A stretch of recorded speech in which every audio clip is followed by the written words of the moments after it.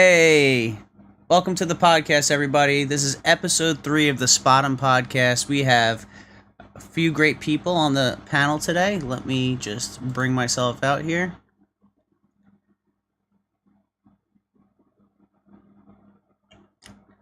So we got Roden the Wizard on our panel today. Roden, go ahead. You can introduce yourself and give everyone a brief little background about you.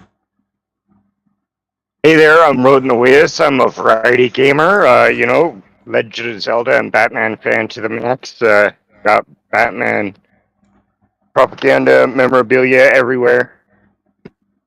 Love the game every day. Thanks for having me. All right, very good. And we got Bunny on here as well. Remember from last time. Bunny, you have anything you want to say? Hi! Baldur's Gate's fun. Okay, yes. We have a lot to talk about with Baldur's Gate. And we got Eclipse. What's going on, Eclipse? Nothing really aside from dropping a phone on my foot earlier. Okay. Oh no. That's definitely something. All right, so yeah, let's get into it. We have a couple of things that we want to talk about. Well, last podcast was 2 weeks ago, and a lot has happened in 2 weeks. So, where do we want to start? I mean, obviously, I think do we want to go with the more recent stuff with Baldur's Gate, or we want to talk about some of the stuff that happened a couple of weeks ago first? How do we want to approach this?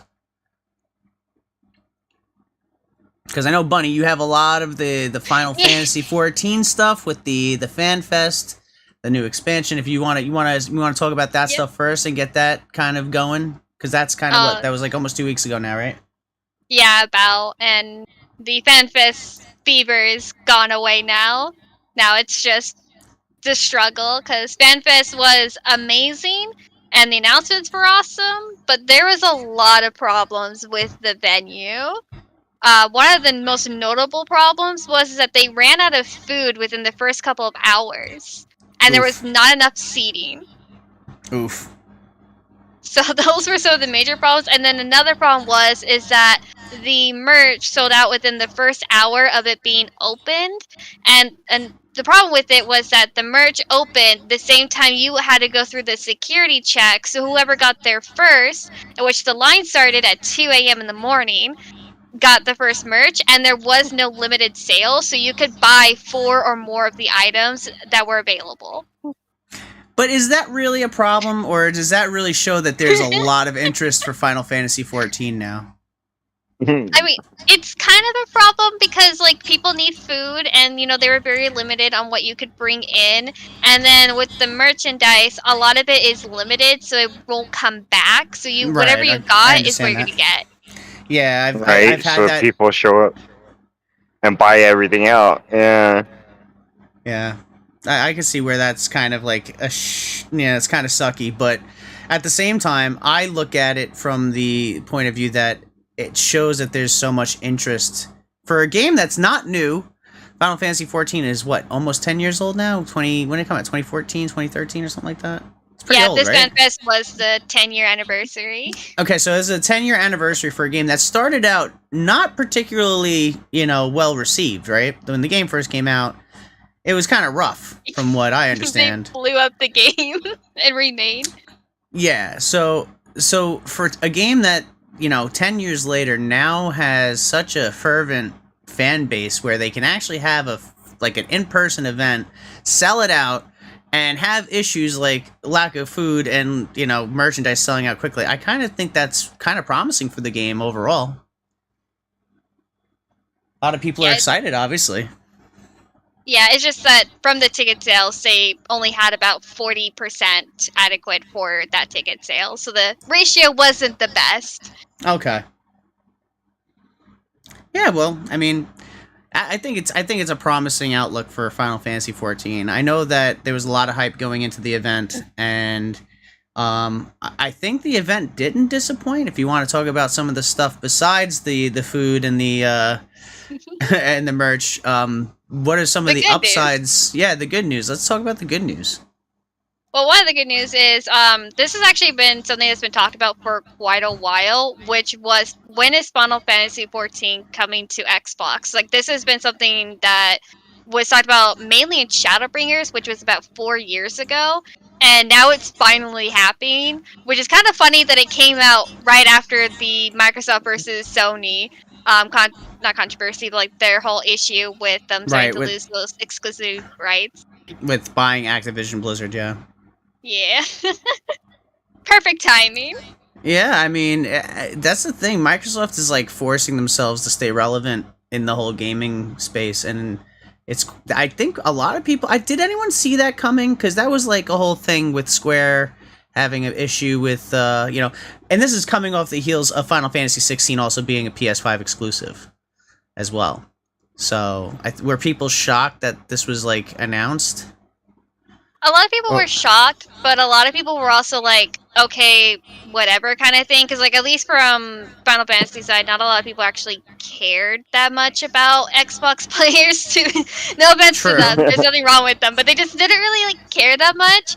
And a lot of us players actually see this as a downside, not because we don't like having these players come in.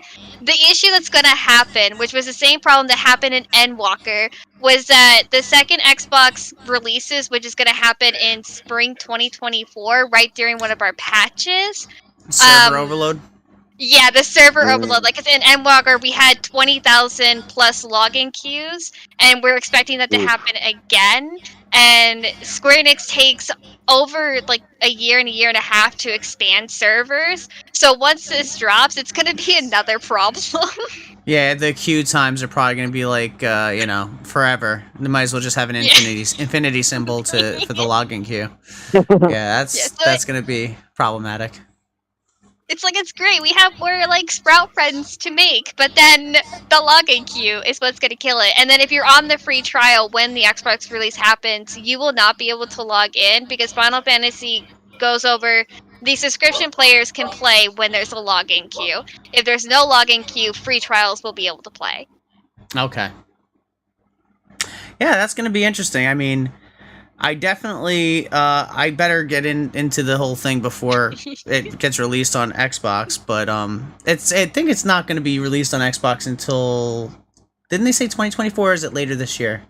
It's 2024 in the spring, so it's going to happen roughly in the second part of 6.5 patch release.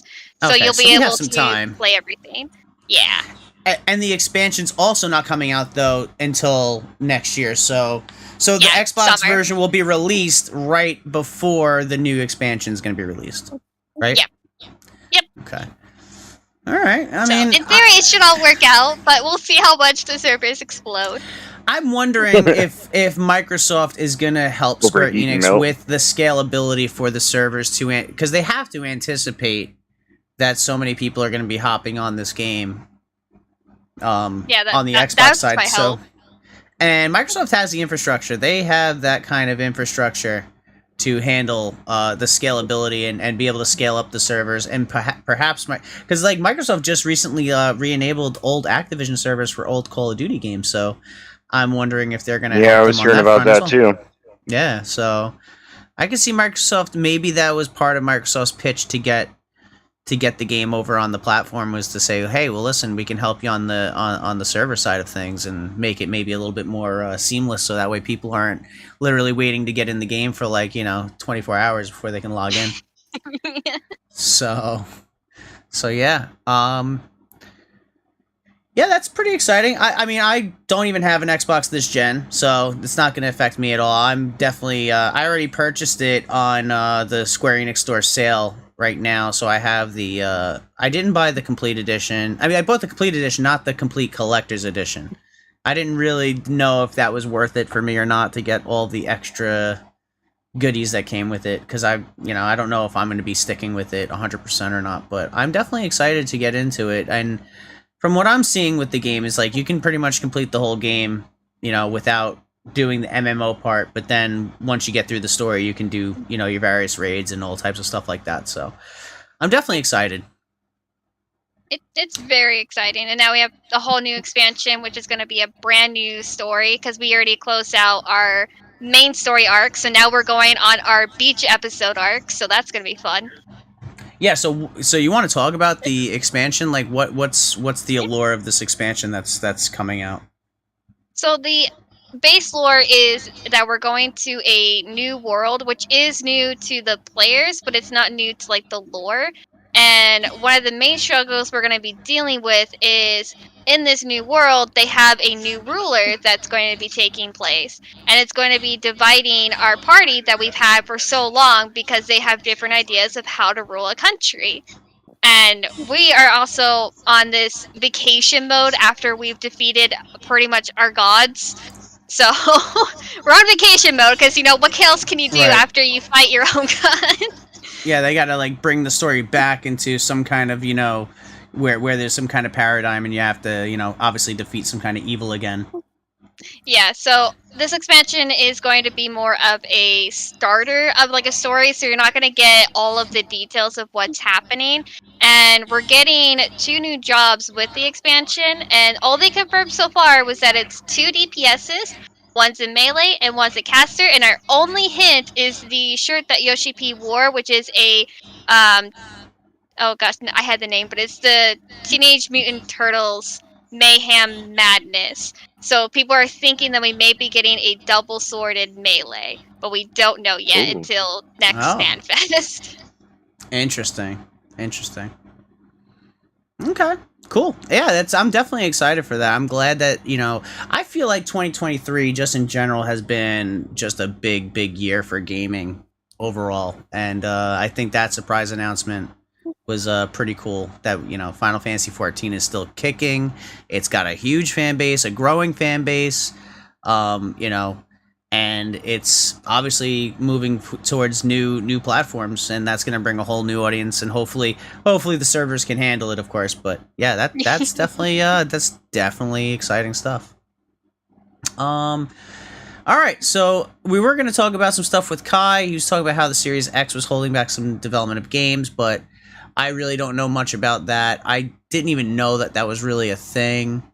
As far as that's concerned, that kind of sucks. But I mean, I thought Starfield would be able to run on the Series X. I have to look into that. I didn't hear anything about that. But yeah. So, but yeah, did anyone hear about the Nintendo Switch 2 rumors? I heard about them, but I'm kind of just like waiting for Nintendo to like make an announcement. Well, there's a game show that's happening in Japan, and there was like real credible, I wouldn't even say they're just rumors, I think they're more or less leaks. And these leaks are pretty much saying that the Nintendo Switch 2 is pretty much good to go, and that they're going to be revealing it not to the public at this game show, but to like first, second, and third party developers, and they're going to basically and there were some details that were leaked too about the system, and basically the leaks are kind of not really super exciting. The thing that it's basically it's going to be a Switch 2. We don't know what the new gimmick is going to be. It's going to be backwards compatible. It's still going to accept cartridge slot, you know, physical cartridges for games, probably also for backwards compatibility with the Switch as it is the original Switch. And the funny thing is that they said it's going to come with an 8-inch LCD screen, not OLED, which everyone's finding kind of interesting, because why would Nintendo, after releasing the OLED, right, for the Nintendo Switch, why would they go ahead and release an LCD screen? I've seen some back and forth on that, where, you know, they might be, you know, doing the same thing with the 2 like they did with the original Switch by adding a refresh or a more premium edition of it with an OLED later on, but also just to keep the overall cost down of the system. So I could kind of see that happening, and they also said that the system is supposed to be running in like actual 1080, so we're not getting a 4K Switch from what we can tell so far, but it is going to be natively running 1080p, which is nice, especially if we can get that in handheld form. You got to factor in battery life and stuff like that. You know, it's very hard to have like a very good portable hybrid system. I don't think anything's been released about the dock. If there is going to be a dock, I'm sure there will be, but If there is a dock, then I'm sure it's going to obviously add to the power of the system, hopefully, because the Nintendo Switch dock itself is kind of like bare bones. It doesn't really do much other than, it doesn't really give it the Switch any more capability. All the capability of the Switch is actually in the Switch itself. Yeah, like Yeah. basically protects the screen while it's plugged in, and Yeah. Exactly, and like the IO components, like the USB, is trash, and like even with the OLED, where the dock comes with a Ethernet port, it's like literally the worst Ethernet port ever. It's literally like a garbage Ethernet, Ethernet adapter. You basically, I've seen more people get better Wi-Fi speeds on the Switch than they do get. I have mine plugged into a gigabit router, and I can barely like pull 40 megs down on the Switch when it's plugged in. The only thing that you're getting by having the LAN connection is that you're probably going to have less packet loss because you're not using wireless, but you're not getting better speeds, that's for sure. But yeah, so it looks like the Switch 2, it could possibly be announced this year. But what they are saying is that it is going to be released in 2024. So we are finally getting a new Switch, it looks like. And there was also a lot of talk about how basically the Switch 2 was ready like a couple years ago, but the pandemic and the supply chain shortage stuff really messed up like Nintendo's plans. Plus, what winded up happening as well during the pandemic was regular Switch sales went through the roof. So, instead of the system dying at that, the sales of the system dying at that point in its life cycle, the sales astronomically went up because everything was topsy-turvy. So there was a point during the pandemic that Switches were like going for like $500+. Yeah. Yeah, so they sold out again. Yeah, during the pandemic. Yeah, so it kind of gave the system like a second wind, essentially. But that kind of gave Nintendo pause. Say, well, you know what? We'll do the Switch Lite, and we'll do the OLED refreshes. People will still buy them. We'll release Tears of the Kingdom, Pokemon Scarlet and Violet. People will buy it in droves, of course, and they'll buy the special edition Switches, of course, and they did. Millions and millions and millions of them were sold. I went to GameStop on release day at 12 o'clock at night, for Pokemon Scarlet Violet, and my GameStop is a relatively huge store, and it was packed elbow to elbow for that release. I didn't do Tears of the Kingdom midnight release because I just wasn't in the mood, and plus I knew I wasn't even going to be able to get into that game yet because my backlog of games is crazy. So I'm sure the Tears of the Kingdom also was a crazy midnight release as well, but And Animal Crossing. yeah, well, Animal Crossing is I know, 'cause, Nintendo. They just have the software, man. They really do. They do. My sister spent forever trying to get a Nintendo limited edition Switch, and then I also bought it during the pandemic because of Animal Crossing. Yep. And I really Yep. hope that with the new Nintendo Switch that they'll do more Animal Crossing, because like I'm kind of sad that they just dropped the support for it, and it's like this could have been better. And I know they Right. came Of out with course. the DLC for it, but like, give us more. Yep. Yeah, Nintendo does that. I mean, we're still waiting for Metroid Prime 4. 6 years since they announced it?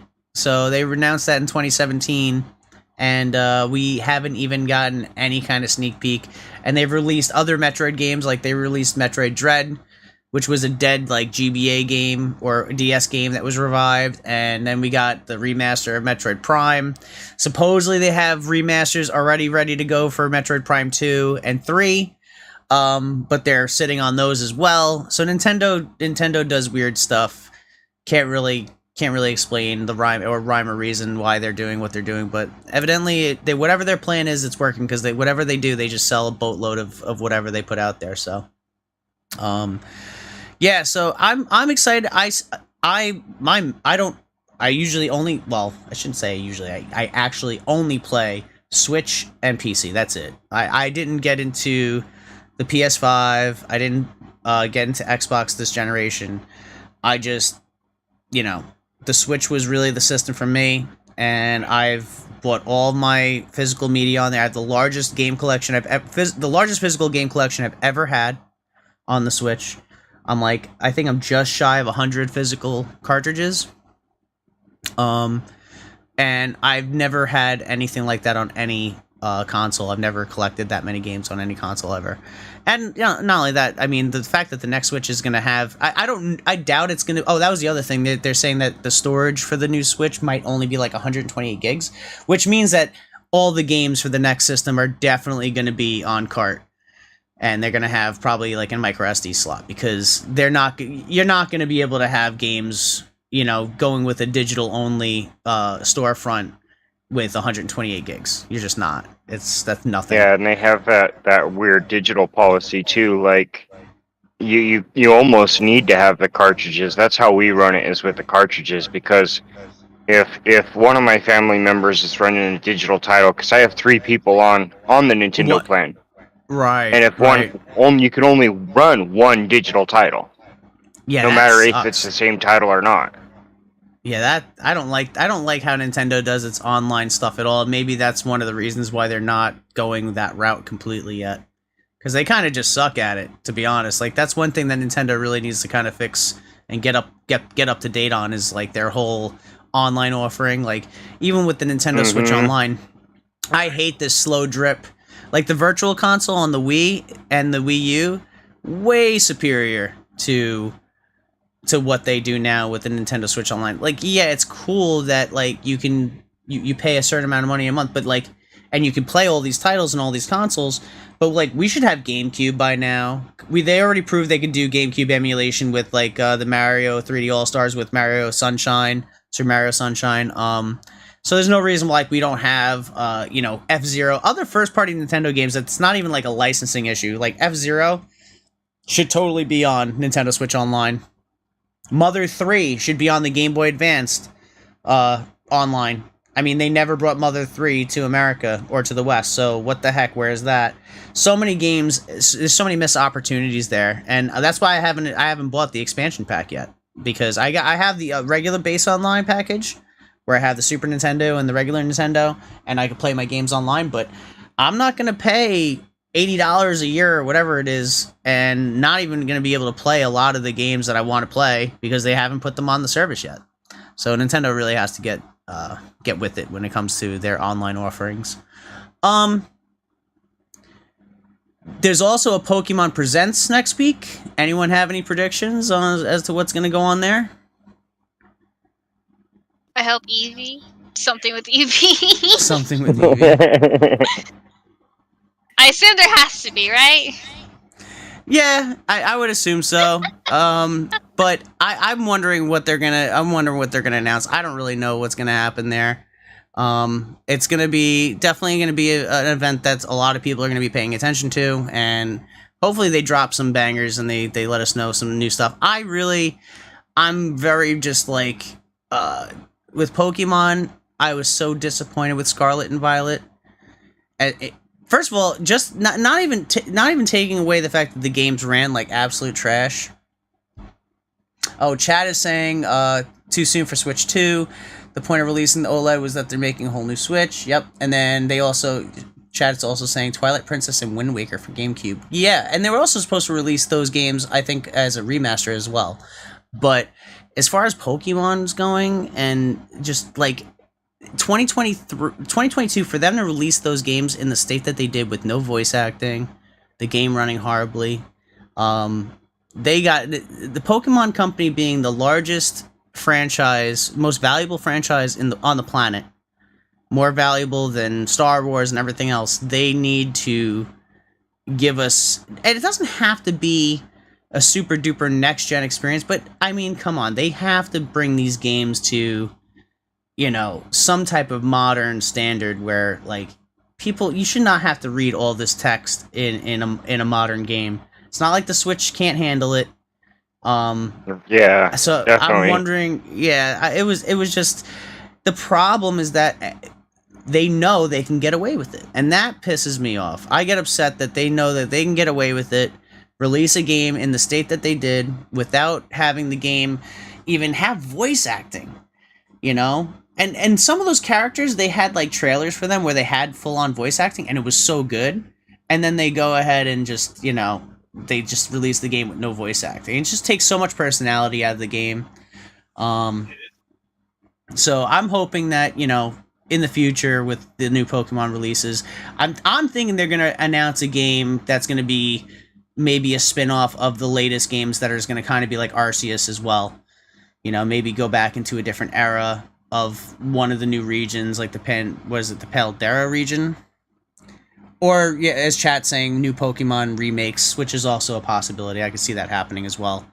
But yeah, the Pokemon Presents is definitely gonna hopefully it surprises us, because I do not want to give up on Pokemon as a franchise.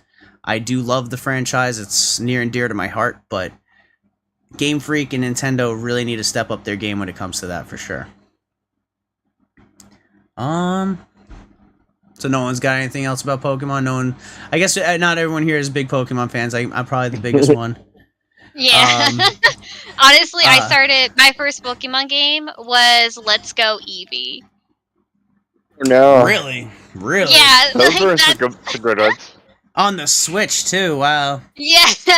Those were kind of like what Yellow remake. They feel like Yellow, anyways. They feel like it, anyways. I think it is. I think it was. What was it? Let's Go Pikachu and Let's Go Eevee, right? Yeah, I believe they were a Yellow remake. I believe they were. Yeah. But they changed the battle dynamics, right? You had to just throw the ball. You didn't really have battles or something like that. Not really, no. Yeah, it kind of, you know, battles in Pokemon, gym battles is like, you know, that's the mainstay, that's the staple. But yeah, I mean, I've been playing Pokemon since 1998, when I got my Game Boy Color and my Pokemon Blue, and I was in love with that franchise ever. And that was the thing too, like the original Pokemon Red and Blue games, even though they were Game Boy games, were so good. I mean, your rival wasn't like your friend. You guys kind of hated each other. It was like real rivalry. The game was gritty. The battles were really good. The game had pretty moderate difficulty, and it had a lot of strategy because you had over 150 Pokemon, you know, to play with and combine into a party. So, yeah, the original Pokemon games were great, and that's why I still see a lot of people on stream just doing, like, you know, Nuzlocks and stuff and playing a lot of the old games, because the old games are still great. They still hold up to this day. But I will hold out faith for the Pokemon franchise. I hope that they're going to be able to, you know, keep making good games, or at least try to make good games, and not, you know, not screw the fans over like they've done with Sword and Shield and Scarlet and Violet. Arceus was a good game. I think Arceus was like the outlier. They tried something new. It was really good, and everyone that played Arceus really liked it. I don't know anyone that was really not too keen on Arceus being a good game. It was a big departure. You actually went out in the wild and threw the Pokeballs at the Pokemon. You still battled. It was really nice. It was a different take. Yes, it's based off Pokemon Yellow. Yes, those games were based off Pokemon Yellow. That's what we thought. But yeah, so I'm just hoping that they're gonna have, you know, the next game that they put out there is gonna be at a much higher standard for sure. All right, so I guess we can. I think you wanted to also talk about ESO event. Oh yes, the lovely Elder Scrolls Online event that happened. The event of I can't say it. Anyways, I just call it the Z event because it starts with a Z. Which was lovely because it's an amazing event, but what happened to make the event not so good transpired. Because I mean, 17-hour long queue. Who wants that? Yeah, I mean, sheesh. Seems to be the main complaint with a lot of these MMOs, man. These queue times. I know. That hype, and then they can't handle everybody logging in. Yep. Becoming a trend. But with Elder Scrolls Online, they had an event that happened. The event was perfect for new players because you could get a lot of tickets. You got like 3 tickets per account per day, so it was perfect for them because usually you just have to get like 5 or 10 tickets, and then you can get some items.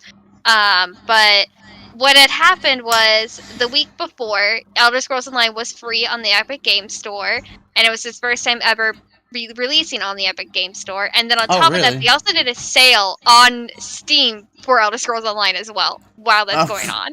Okay. They picked it up in the Epic Game. Yeah. So I they made definitely that picked it up. And then they decided the same weekend that they launched the Z event was that they were going to do the ESO Plus trial, which that is where you get the subscription for free for at least like 3 days. So you got the whole time to do everything plus the event. And of course, they made the event as well, so that's a 3 double whammy right there. And now we just have really big login queues because usually we get a lot of players with the ESO trial. Like some people only come back to play when that happens, Right. so it became quite a problem. Yeah. That definitely would become quite a problem for sure. Yes, and at least COS is actually being helpful, and on August 7th, which is this upcoming, it's in 2 days, this Monday, they're doing Yeah, maintenance, Monday. which is going to extend out the event to August 9th, so people will get a little bit more time to be able to play the game, and also to complete the event so they can get all the rewards, because it's coming out with like a spring outfit and a flower dance, so people kind of want it, and then also it's a time where you can get some of the event mounts, so that's why they also Okay. want to play it. So there's a lot of cool rewards, but a lot of people were kind of upset with just the extension and how they only care about the event. Because one of the problems happened was the PvP campaign was going on during this time frame as well, and a lot of guilds who are just PvP lost out of rewards because of it as well. Don't upset the yes. PvP people. Yeah. You don't want to And upset then those people. Oh yes, and then the only other thing that was annoying about this was the event did have a change to it with the crafting master writs, which if you don't know what master writs are, those are the high tier crafting that you can do. You get to level 50, and you have to complete all of the research, which means 9 traits, which is roughly 40 days, because one of the research is about 21 days long real life time. Okay. And now, with that, they made it where it's only 1 per account can do the macerates for the event, and that means that people lose out of rewards because they have it on several characters trying to do all of this, and they can only do it on the 1. Dang. But it's not the end of the world, but it was just something that was annoying. Yeah. They always got to do something that's annoying, though. Yeah. What's an MMO without some controversy here and there, you know? Yeah. So, they always got to do something to upset the fan base, the player base, Every for day. sure. All the time. Every time. Yeah, I've seen people play ESO on streams. I've just never ever played. I just have too many games I have to play still. It's like, it's crazy. I just can't get the time. I mean, just Can't play get the multiple time. MMOs. It's fine. I mean, like, I log into Lost Ark every morning, then I have Elder Scrolls Online, then I have Swoltar, then I have Final Oh my Fantasy. It's fine. god. Oh my god, yeah. Did it? Seriously.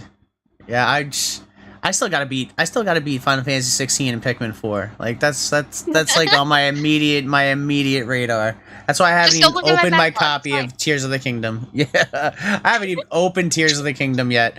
Like I have so many games that are just like unopened. Diablo 4 didn't touch yet. Now I'm upset because everyone's complaining about Diablo 4. I don't even know if I'm gonna play it, but I'll probably still give it a shot anyway. But I mean, it's that just, darn Animal Crossing. My daughter loves Animal Crossing so much. I haven't Animal got to Crossing, touch Tears yeah. of the Kingdom. Animal Crossing is definitely another one of those addicting games. You It's know, so addicting. you could just play that I- for days and days.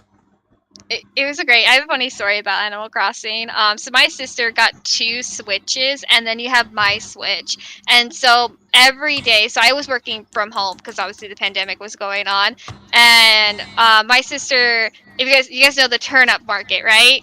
And Mhm. how at 6 a.m. to noon is when you can get your turnips. Well, my sister had to work in this morning, so I would be sitting there with all 3 Switches, getting our turnip bells, trying to get the best prices. And throughout the week, I had to sit there and sell them, and playing this whole game for it, so that way we would get the most stonks out of our bells. Wow. I like it.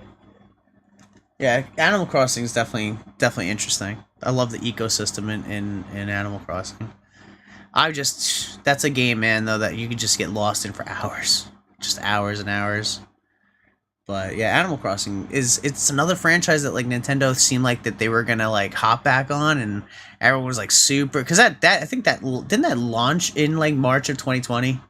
Like Yeah. that literally launched like right in like as the pandemic started, and then Nintendo had the opportunity to really kind of just milk that, and they didn't. They It's didn't. kinda sad. Here's 2 years. Here's 2 years. We're done. Yeah. Yep. And maybe they just made their money from all the people that played it for hours and days and months on end, and during the pandemic, and they're like, "Yeah, we're done. Well, we're gonna do some other stuff now." But yeah, that was crazy. I mean, I feel like another missed opportunity. But and then on top of that, people, I think that they made like the saves like really crazy, and they were tied to the system, and you lose your island if you go to another Switch, and then yeah, that was a whole other debacle. Yeah. I don't know. You have to I don't know do why a they did whole that. like import thing to move. Yeah, are they really they were that concerned about people cheating? Yet they didn't want to add new content to the game. Just weird. Just weird Nintendo flexing. So, someone in chat is saying that there's gonna be a Sailor Moon event. I didn't hear about that. Anyone hear about a Sailor Moon event? Mm. No. That there's gonna be something. They're gonna release a new Sailor Moon movie. Sailor Moon based off Sailor Moon Crystal. Don't know nothing about it. Yeah, nope. It's Sailor Moon Cosmos. Sailor Moon Cosmos. Do you know anything about it? Because chat wants to know about it. They want us to talk about it. I have know nothing about it. So Well, I was part of the Sorry, Vampire Night games. you might- I never watched Sailor Moon. you might be the resident expert Eclipse on the Sailor Moon stuff. pretty much, yeah. Yeah, not saying it's because Sailor Moon Cosmos is gonna be the final installment of Sailor Moon, I think, because Sailor Moon's been going on for 30 years. There's no final installment yet. That's the thing, not yet, but I'm definitely pretty sure this is the last one. Let me look it up real quick. Yeah, it's just like that's what I'm assuming, because in Sailor Moon, Sailor Moon Eternal, like, because I keep on, I'm pretty sure a lot of people assumed Sailor Moon Eternal was the last one Okay. with the way that it ended, because it showed Queen Serenity and King Endymion, like literally as they were, pretty much. So yeah, it's just but not saying. But like I haven't seen it myself. Like I've seen I the just trailers looked for it up, and it looks like it was released in Japan in June 9th, 2023. It was released in 2 parts in June in Japan, June 9th and June 30th, but I don't think it's released either a dub. I don't think a dub has been released. You probably could get it with like a subtitle. And yeah, that's the thing. I honestly, yeah, it's like I said, like I've been trying to like follow up on for a while. Let's see. So yeah, like I said, I honestly don't know if. Oh, they're saying it's going to come out on Alright. Netflix in the U.S. It's going to come out on Netflix in the U.S. in November and December of 2023. So, looks like we will be getting. Yeah. Oh, and the first 3 seasons of Sailor Moon Crystal are on Crunchyroll already. Okay. But Sailor Moon Eternal is only on Netflix. Yes. Okay. I wonder why they split it up like that. That's crazy. The animation actually looks kind of crazy Yeah, good, too. I'm looking at some of the screenshots here. It looks really good. Yeah,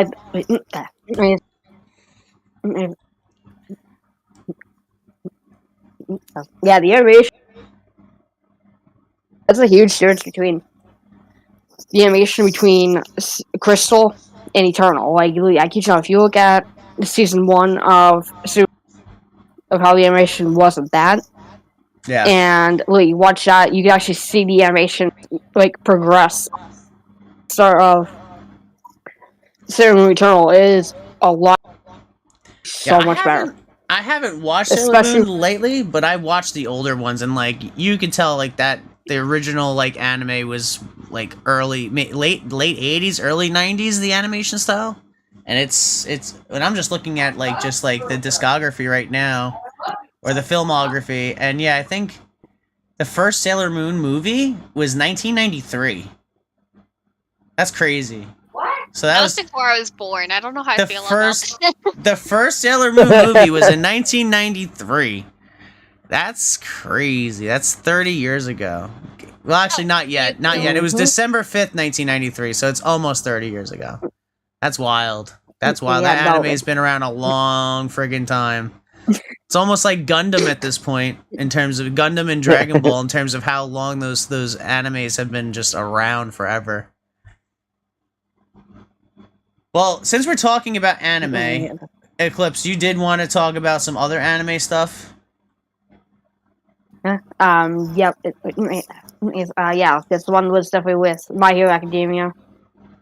But because you said you saw season 1, I definitely don't want to spoil. Yeah, don't spoil it. I mean, I started My Hero Academia, and then I got distracted by season 3 of Demon Slayer and also season 1 of Chainsaw Man. So that kind of distracted me. I still have to watch so many other animes like One Piece, and obviously I have to get into the whole. I read the manga of My Hero Academia up until like, I don't know, I think like volume 11 or something like that. But as far as, I don't know how much difference there is from the manga as there is in the anime, so. But I'm definitely not, I heard that the new season is like super hardcore and that like people die. That's what I've heard. And like that kind of freaked me out a little bit, because I'm like, I thought this was kind of like, you know, this anime was not too super duper serious, but then people are like, oh no, it's serious now. I'm like, oh no. So is that true? Trust me. Oh, absolutely. Like, I kid you not. Like I'm gonna, like it's right I'm through the heart kind of stuff. But I mean, oh no! Oh, trust me, no. I kid you not. Like, yeah, no, it's like, I kid you not. But here's the thing, though. I'm not gonna say much. Major plot twist when you least expect it later in the season. Like, I kid you not. A lot of, I'm gonna say is, family secrets come to light. Oh, really? So there's some so some serious drama going on, and I do like, though, especially like with Demon Slayer in general, I really love that they made you like get so heavily invested in characters, and then those characters get taken away. And yeah, I mean, I do like that they write characters like that where you actually really care about them and you're invested in them, and then like, you know, they serve their purpose to the story, and then like not everyone has a happy ending, you know. So for them to do that with My Hero Academia, I can't even like imagine like how crazy that's gonna be. Chad is saying that DB Super ruins DBZ timeline. I would kind of agree with that, to be honest. I feel like DB Super wasn't really necessary. But you had a whole new generation that wanted new Dragon Ball, so it happened, you know?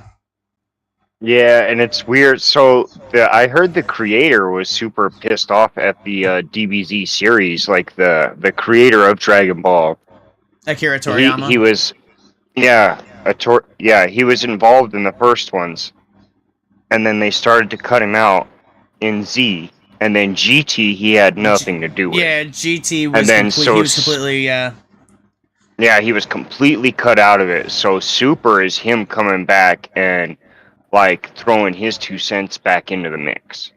You know what I mean? Yeah. I don't know. This is what I wanted my universe to be. I just feel like it, you know, I don't know. I just feel like DB Super is weird. I didn't like the whole.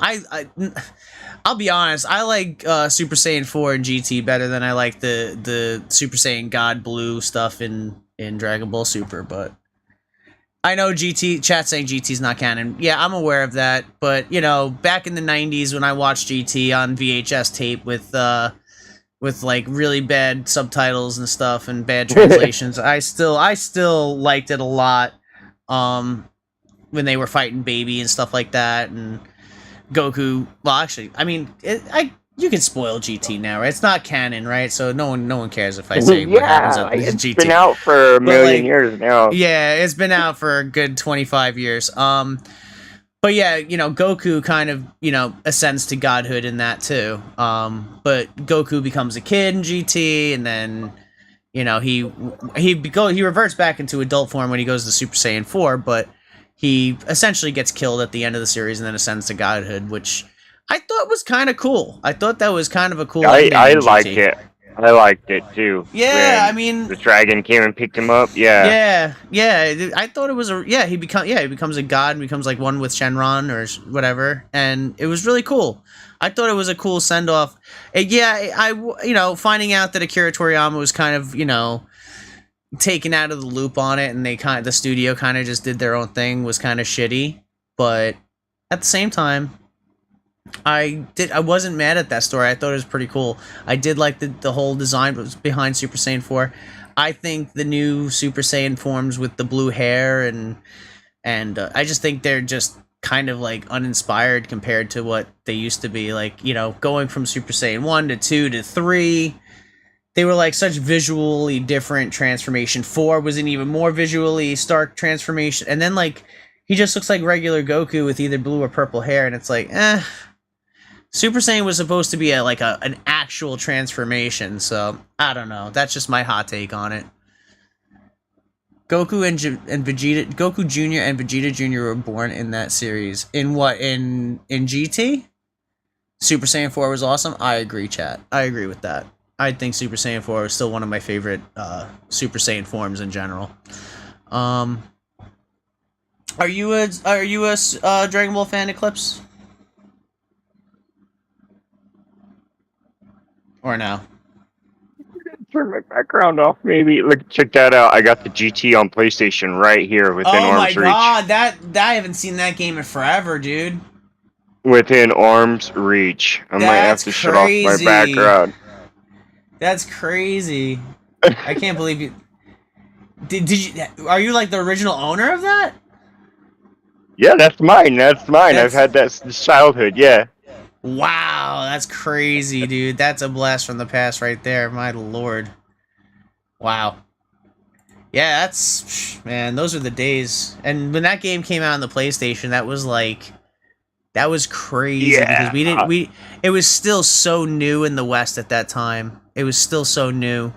I used to have Ultimate Battle 22. That one was pretty cool. And then you could put in the code to make it Ultimate Battle 27, get the extra characters. Oh man, I remember in that point in time, I would get made fun of for even liking Dragon Ball. Like people in school and stuff would making fun of you for liking it. It was so when it was on TV, it was so oddball. Yeah. Now after the fact. Now that it's not live on TV, it's like so mainstream and like so cool now. Yeah. Oh yeah. Now you're not cool if you don't like Dragon Ball. You're not cool. Whereas if you liked it back then, you were considered such a nerd and no one liked you, and they're like, oh, you like the dumbest stuff. You like Dragon Ball? Oh, dude, we're all playing Magic. What the hell are you doing? Yeah, exactly. Oh my gosh. Yeah, and the Magic snobs, forget it. Oh my goodness. Yeah, even like with Pokemon too back then, and then all of a sudden it became crazy mainstream. But yeah, like with anime in general in like the late 90s, you were very nerdy and not cool if you liked it. So how times have changed. They have certainly changed. It's totally different now. Now it's like, everyone loves anime, so very, very crazy world we live in. Yeah, I don't remember Goku Jr. and Vegeta Jr. I remember Trunks and Bra, which they think they changed Bra's name, right? Because they didn't want Vegeta's kids being named after underwear or whatever. I think they left Trunks alone. But I think I don't think they call her Bra anymore. and used to have Goku Legacy 1 and 2 on the Game Boy Advance. Yeah, Game Boy Advance though. I think that was what did GBA Advance come out or Game Boy Advance? They came out in, I want to say like around the GameCube. So we're already talking 2001, 2002, which at that point it was already starting to become super popular. When I first watched Dragon Ball, though, it was on VHS tape. It wasn't on any TV. It was on bootleg VHS tapes that were like recorded from a TV set in Japan, then put into some kind of other source where they added really crappy subtitles to it, and then distributed that VHS, which would add the worst quality ever. I mean, it was like almost like watching a static TV. It was so bad because the tape was just made over and over again, and it just lost quality every time they duplicated the VHS. But yeah, I mean, once it came out on like Toonami, I think it was Toonami, right? It wasn't called what is it called nowadays? Adult Swim. Yeah, it's called Adult Swim. Yeah, but it used to be Toonami back in the day. And I remember like the first two animes that came on at 12 o'clock at night. It was Dragon Ball Z, and it was Gundam Wing. And they did like then they eventually did Hiro! They did a like a edited censored cut after, because it premiered on like Toonami, and the Toonami version had like the blood and the limbs getting cut off and stuff.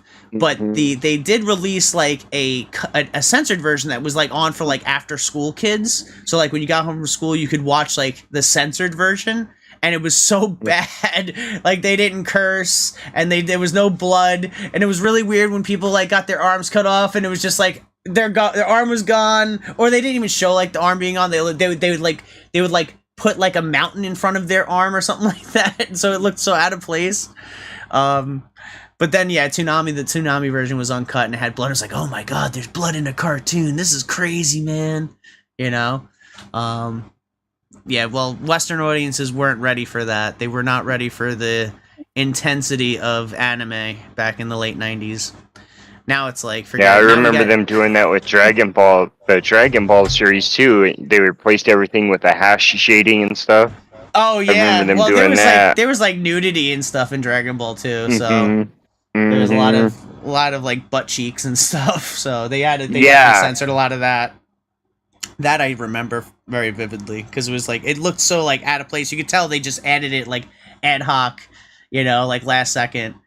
But even like I don't know if they ever released like a censored version of Gundam Wing, but Gundam Wing was a pretty adult oriented type show for kids, which was kind of something very different at the time, because you know kids were watching Cartoon Network with like Cow and Chicken and Powerpuff Girls, you know, and Dexter's Laboratory. We weren't prepared for like, you know, intensive, you know, complex relationships. Like Hiro in Gundam Wing is like some kind of like lost soul, and he's like all this inner strife and everything going on with him, and the girl winds up like falling for him, and he's like, you know, he's just completely, you know, doesn't really give a shit, and he's just going on. He'd rather like, you know, kill himself in the Gundam. It was so crazy. Like looking back at that, like I didn't understand like a good portion of like what that story was even saying until I was an adult. So I was watching that at like 12 years old, like, oh wow, what's going on here? Oh, they changed Vegeta's daughter name to Bulla. Oh, okay, chat. Thank you. That's weird. I don't know why they did that. Well, I know why they did that, but I just, yeah, whatever. It's just sometimes you just gotta leave some stuff alone. Akira Toriyama was a little bit of a weirdo. He didn't. I mean, if you look at Dragon Ball Z in general, they're all named after vegetables. You know, Piccolo, Vegeta, Kakarot is Raditz, yeah. So Nappa, yeah, they're all named after like freaking vegetables anyway. So he's a bit of a strange cat, that Akira Toriyama, but you know, I think they should have just left the names alone, you know. But what are you gonna do? They're gonna do what they're gonna do when they bring it over to the West. They didn't want to name his kids after undergarments. Yeah, I know they didn't want to name his kids after undergarments, but Akira Toriyama evidently wanted to name them that, so that's what it was. But Yeah, but now we get stuff like Chainsaw Man, which is like super hyper violent.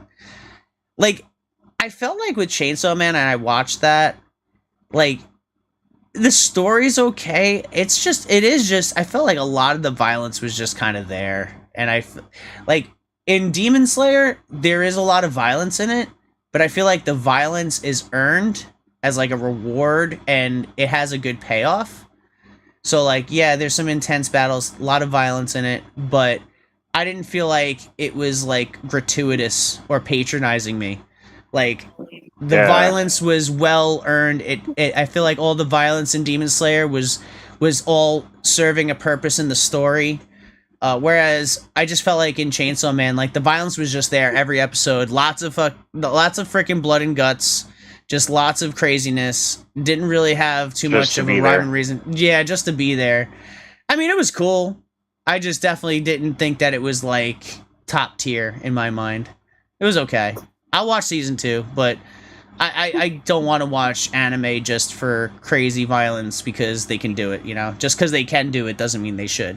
The story still has to serve a purpose, and the story still has to have a payoff. Demon Slayer did that. You know, Demon Slayer, I cared about the character so much. So when you saw a character get, you know, completely decimated in a violent way, it was like, oh man, this actually hurts. And I'm sure My Hero Academia is probably going to do the same thing if what I'm hearing is true in My Hero Academia about certain people going.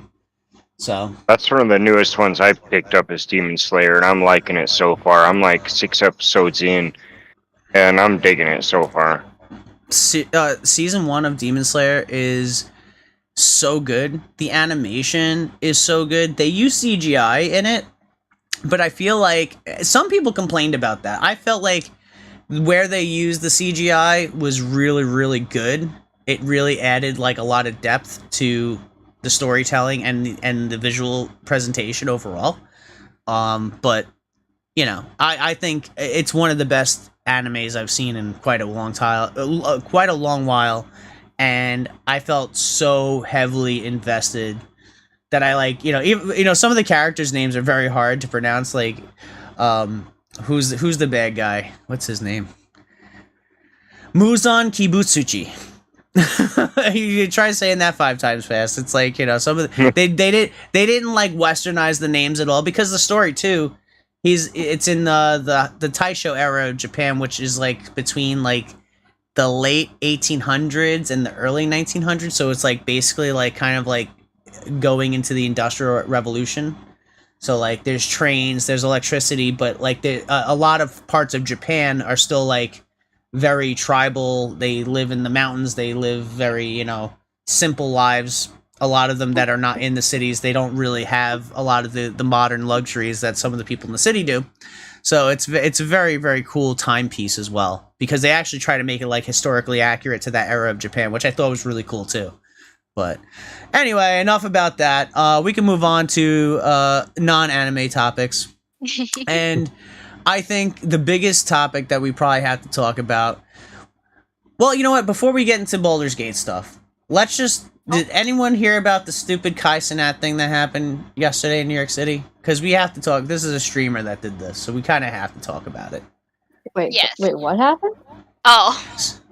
Go ahead. You guys can explain it. One of you, if you want to explain what happened. I don't know if you guys know what happened. I barely know what happened because I fell asleep early last night and I woke up to it this morning on all my stories and feeds and reels. But it happened in my backyard, so it was kind of a weird feeling. All right, so I guess explain it, or do you want me? You can explain it. Go ahead. I talk too much. I want you to. You can have the floor. Okay, so I'm not barely near this stuff, so I'm just gonna give like a general overview, I guess. The streamer Kai Cenat, is that correct? Yeah, Kai Cenat. Yep. Okay. He started a riot in New York City, but it was kind of funny that he did and he did it. Like, he essentially started the riot without realizing that he was gonna start a riot. He was on a stream. This was like with zero promotion too. Like, I think he meant this kind of like jokingly, and then kind of realized that he had to follow through with this. He said jokingly on stream that like, hey, we're gonna meet up here and we're gonna do a giveaway of game consoles. And well, I guess in New York City, a lot of people want game consoles. Oh yeah. And he predicted that at least 500 to 5,000 people would show up, and that would be about it. Like, he wasn't expecting a lot of people to show up. Long and behold, 7,000 people showed up, and they actually were the ones starting to riot because they started getting really out of hand, really crazy as a group of humans do. A lot of people were like standing on cars, busting in the windows, and the police got very much involved. And what really helped, it helped, but it also didn't help, was the police were going through essentially their riot training, and they did beat some people. At least 16 were reported injured, and Kai obviously was arrested with misdemeanors because he insinuated a riot in a public setting. Like, it wasn't a protest or anything. Like, he also didn't have any legal restriction to technically do this giveaway. No, yeah, no permits, nothing like that. So. Oh wow. Yeah, I mean, that was crazy. I mean, I don't know what he was thinking. This guy pulls in anywhere between like 50 to 100,000 live viewers per stream. He's like one. I think if he wasn't the number one, he's in the top 5 of the streamers on Twitch. Like, he's in the 0.00001% of popular Twitch streamers. For him to do something like that, not thinking that it was going to have some kind of adverse effect, it was kind of stupid. And yeah, I mean, I don't know if you guys remember what happened in Korea. Like, I don't know if it was like a year ago or 2 years ago where there was like that club and like everybody got like squished. Oh, even like the Travis Scott concert that happened in Astro World or whatever. That also happened a couple years ago where people like literally got crushed to death. Like, that's what happens when you have like these weird call to actions and you just like all these people just want to converse and just converge into this one small area.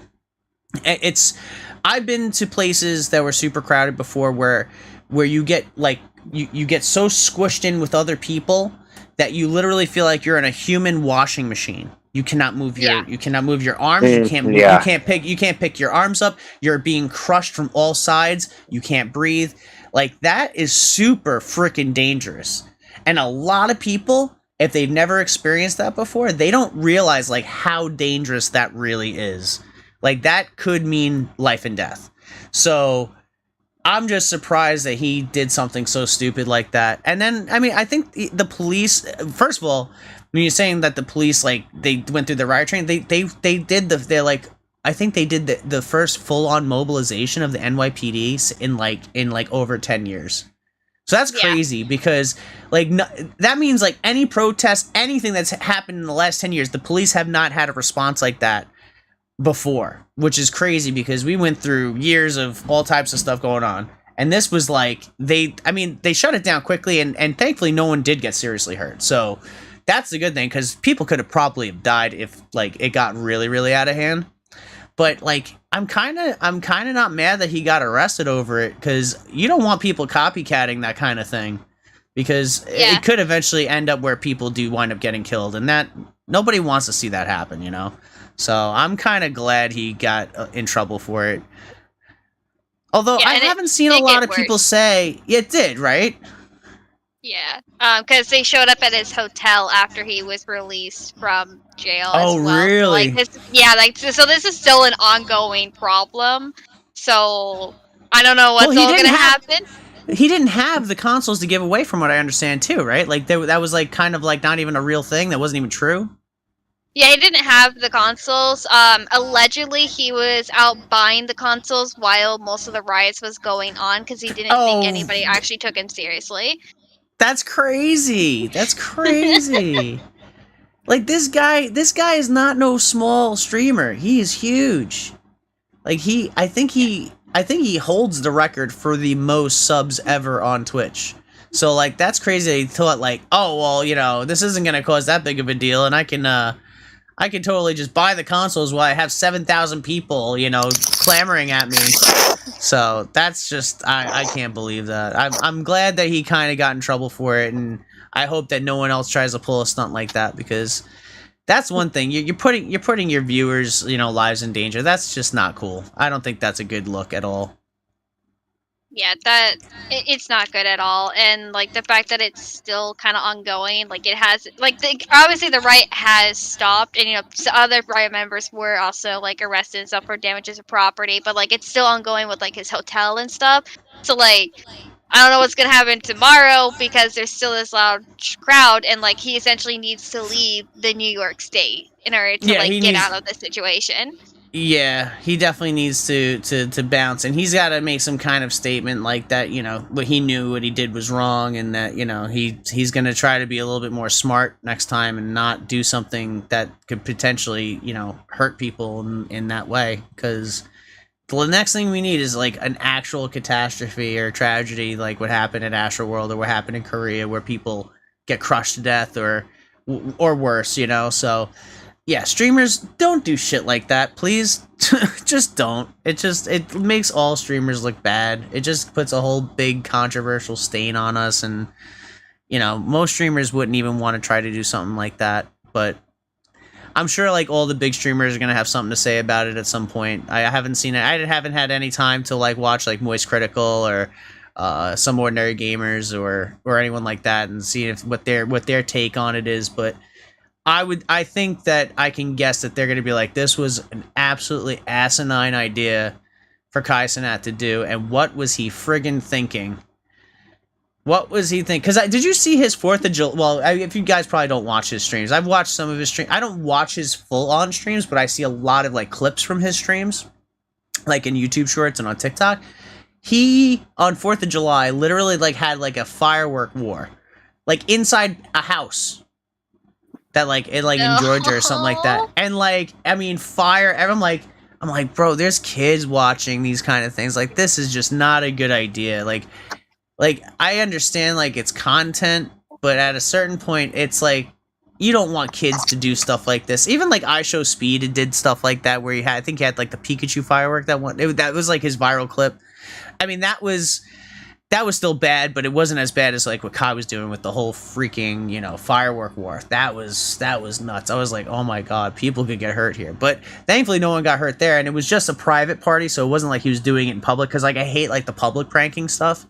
But so he was doing it like as a private party with like his own friends and stuff, so that wasn't like the biggest deal in the world. But I hate sounding like a boomer too, like, oh well, kids see this and kids are gonna copycat, but it does happen sometimes, especially when like a lot of kids are looking up some these streamers should have some morality compass where they know that they need to have a positive impact on some of their viewers. They can't do just shocking stuff just for the shock value, especially when they have that kind of big platform, especially when they have that kind of following. So for Kai to do that and then come to this whole thing in New York City where he's just literally almost caused people to get crushed to death, I'm just like, we need to take a step back. We need to admonish streamers that do stuff like that and be like, yo, that wasn't okay. I'm not saying like have him banned or anything like that.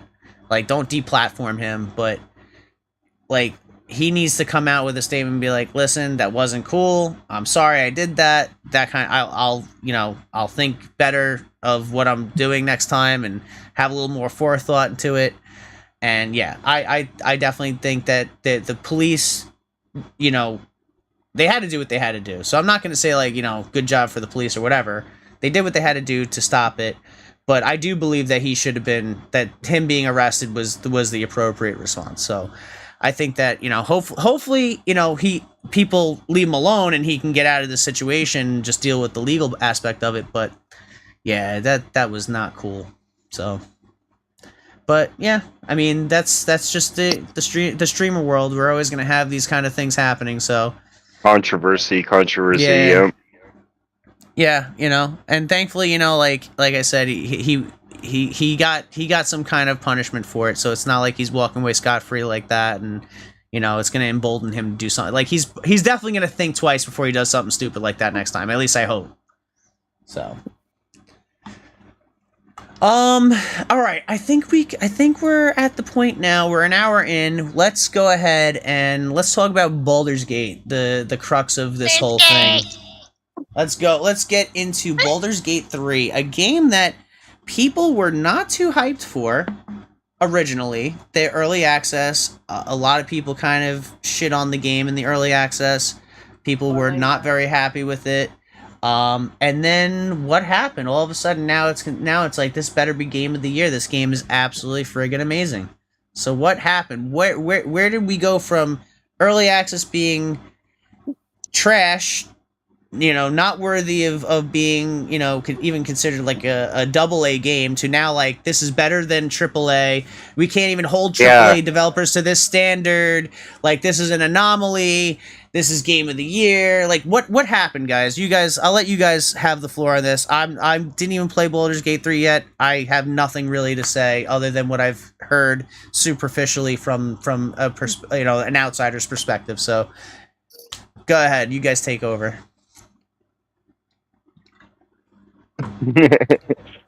Rowan, you looked up some numbers and stuff, right? So you go first. Yeah, I looked some numbers up that, like, the hype was pretty big. Like, they sold 2.5 million copies while they were pre-beta, that pre-release, and they only had 500,000. So they report 600,000 concurrent players. You know what I mean? During that pre-release, and they were like 70. I believe it said 72nd on sales, and now it's up there with 2K24 and Madden 24. It's number 3 on PlayStation right now. Yeah, it's number 3 on PlayStation right now. Damn. Well, I did hear that it had over 400,000 concurrent players on Steam. That actually went up to 700,000 on today. Wow. During like the peak hours of gaming. Yeah. Went even higher. That's crazy. Well, I mean, what do we think? Do we think that this is going to change the whole gaming scene here? Is this a pinnacle of 2023? Is this a pinnacle of gaming in general? Like, did Larian Studios do it? Did they make the perfect D&D game? Like, what do you guys think? I think it's gonna change the gaming industry, because like, here's like the main problem with other gaming industries. Like, if you compare it, it's a finished product that doesn't need a DLC, and if they do DLC, it's just gonna add more to the flavor of the game. While if I compare it to a AAA game that was recently released, like Halo Infinite, because that is still technically new, that game has had barely any updates, and only updates have been PvP, and that's supposed to be a AAA game. Yeah, and it's a pretty sad state for a AAA game for sure. Yeah, so I think it's going to actually start forcing the gaming industries to actually complete their products. And one thing about like the early access was that it was early access, so it was going to be bad. And what started making it good was that they're like, hey, we're going to start adding in all this. And like, what brought up a major hype was the Dragonborn race. Them having that on launch without it being an extra paid DLC made it so much better. And just like with Elden Ring and how Elden Ring doesn't have in-game purchases, Baldur's Gate also did that. There's no in-game purchases, so it's like you get a complete game. Yep. Yeah. That is why I support this game 100 fucking %, is that I want completed. I want a complete product when I buy a game. I hate gacha mechanics. I hate in-game purchases. I hate mobile style gaming business models.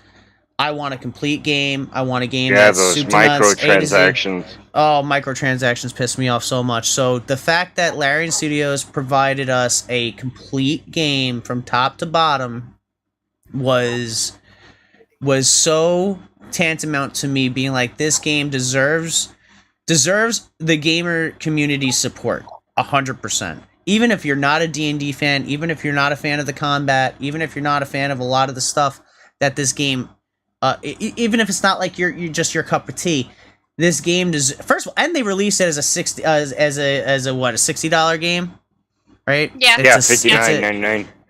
Yeah, it's actually not a $70 game, so that's crazy. Which they probably easily could have said, you know what, we're gonna charge $70 for this game, and they didn't. So the fact that the game came out with, pretty much last gen pricing. With the T. I think that the game needs to be, the game needs our support, and everything I've seen about the game looks so good. The game just looks so good, and I've seen a lot of crazy stuff that people are doing in the game. So it's like true RPG. It's like a true RPG. Like, it is so granular, and so many things can happen, and characters that die, the game adapts, and it's ready to handle all of that. That's just so cool. So no two playthroughs of the game are going to be the same. So I can already attest to that, because you have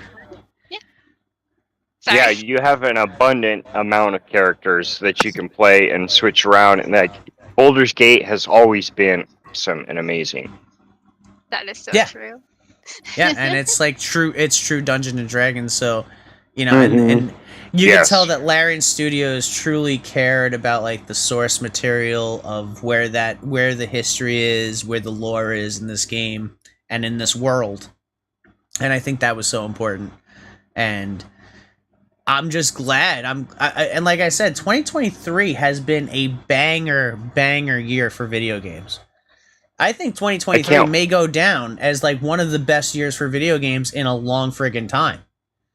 This year started off strong with Fire Emblem Engage. We got Octopath Traveler 2 in February. We got Metroid Prime Remastered in March. We got there was something that came out in April. That's not coming to me off the top of my head. Then Tears of the Kingdom in May. Then in June we had that Nintendo Direct where we had Super Mario RPG is coming out, in a remaster of Super Mario RPG is coming out this November. Yeah, Pikmin 4. I'm hyped for that. It's just game after game after game has just been hitting every month. It's been like literally like manna from the gods. How many good games have come out this year? So and I think people were sleeping on Baldur's Gate in a sense. They were sleeping on it. They were like, it didn't, because early access has been around for quite a while, right? Since like quite a while, yeah. So people were sleeping on it essentially, and then it comes out of nowhere as a finished game, and it's just blowing people away in terms of how expansive, how complete it is, how much value the game has, and how much gameplay can just how much different everyone's gameplay of the game is gonna be. Oh, and multiplayer, day one multiplayer. So that's just all crazy good stuff. And the year's not done yet. We got Starfield coming next month, and who knows if that's gonna be something that's gonna be well received. That still remains to be seen. I know we have a lot of Bethesda haters out there that are like, oh, it's gonna be a buggy piece of crap mess when it comes out. And then there's other people that are like literally dedicating their lives to Starfield right now. Like, I know a few people on Twitter that are like, after Starfield comes out, don't talk to me. I will be literally a space pirate. So I don't know. I don't know what to expect. I mean, I'm super hyped for Starfield myself, but I'm definitely gonna have to dabble in Baldur's Gate. I'm probably not gonna be a completionist or go anywhere through like 100% play. I don't think you can even 100% that on game. sale right now. They're definitely on sale right. The originals are on sale. The first two. Yeah. Yeah, you can get them for $5 a pop on Steam right now. I think I'm just gonna go. I think I'm just gonna go and play Baldur's Gate 3 just to support the game. Do a little bit of streaming of it, just to get a little bit of a, dip my toes into the Baldur's Gate universe there. But I'm probably not even going to be anywhere near being able to. I'm in the middle of 2. I'm in the middle of my playthrough in 2, and is what I like about the originals. So the storyline is kind of just happens. Like, 1 happens, and then it ends, and then poof, you wake up and 2's happening. Like, you know what I mean? There's like a huge gap. And 3 is supposed to be 120 years after these events, but it's supposed to fill in all the gaps at the same time. Yeah. I haven't heard too much about the story, but I know that you start off with, Uh-oh.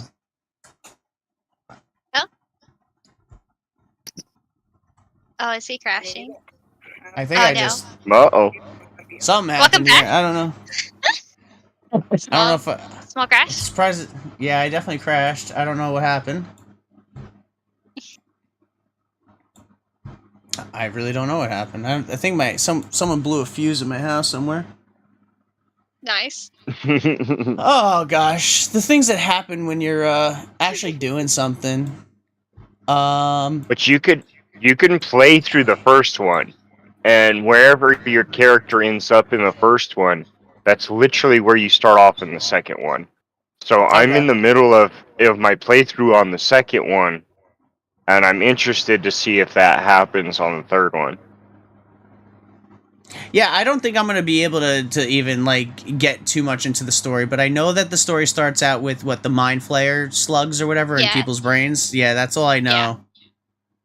Yeah, I mean that's really what they advertise. They've actually kept a lot of the second act and third act very quiet, and honestly, the first act is just like getting started. The second and third are actually way better than the first act. Oh really? Oh yeah, it gets better. Yeah, So I it's- mean, it's gonna I'm be excited for it. Yeah, I do like the story though. Like, I do like that you kind of have like a big bad. So I'm definitely excited to play through it, but I do want to see what's gonna transpire. And they said, how many hours did they say it's gonna take to complete this game?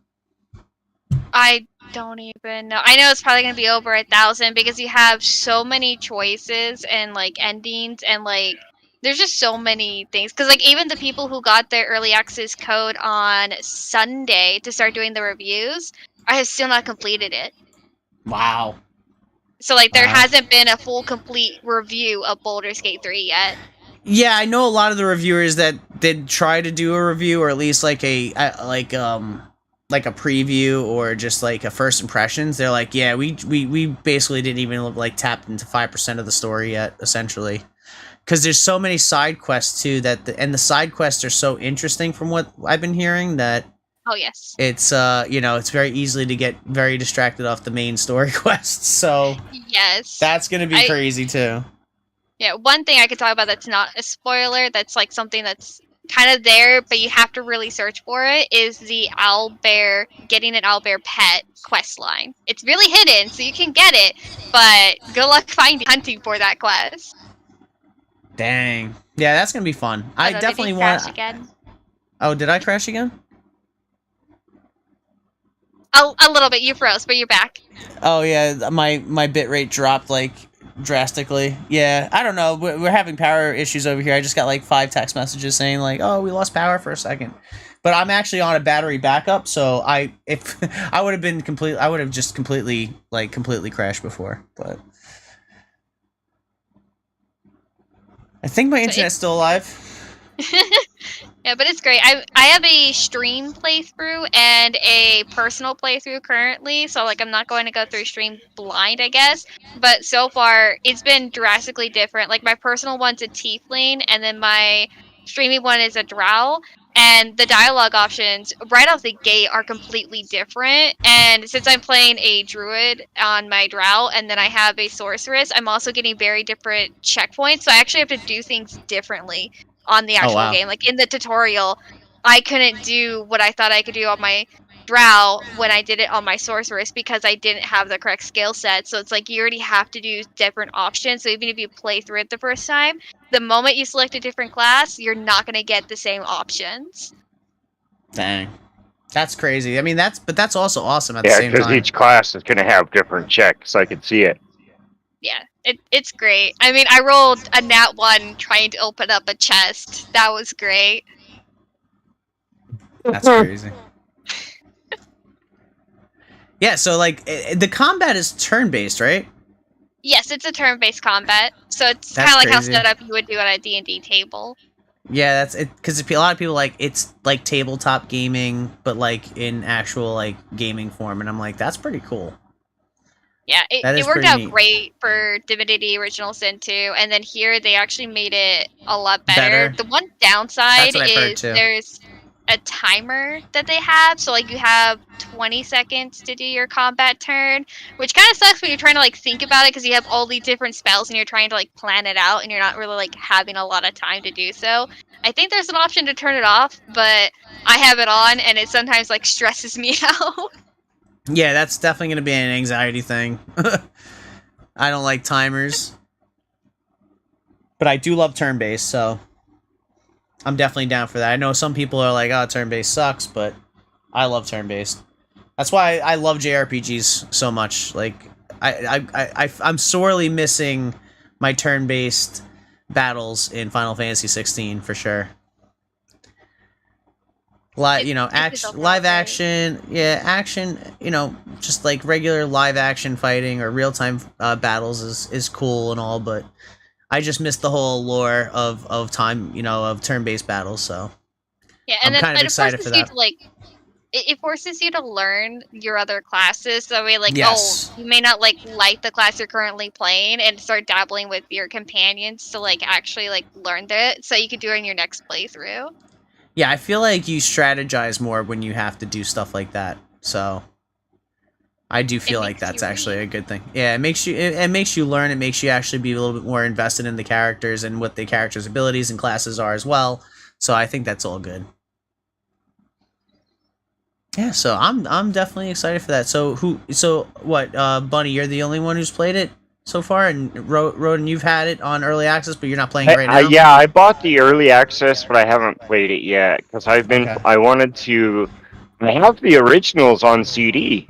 Well, you know what I mean. The first, and I bought the Secret of the M and the Tales of the Sword Coast. You know what I mean. I bought those expansions back in the day, and when I saw that, what's that? Have you played Baldur's Gate's Dark Alliance?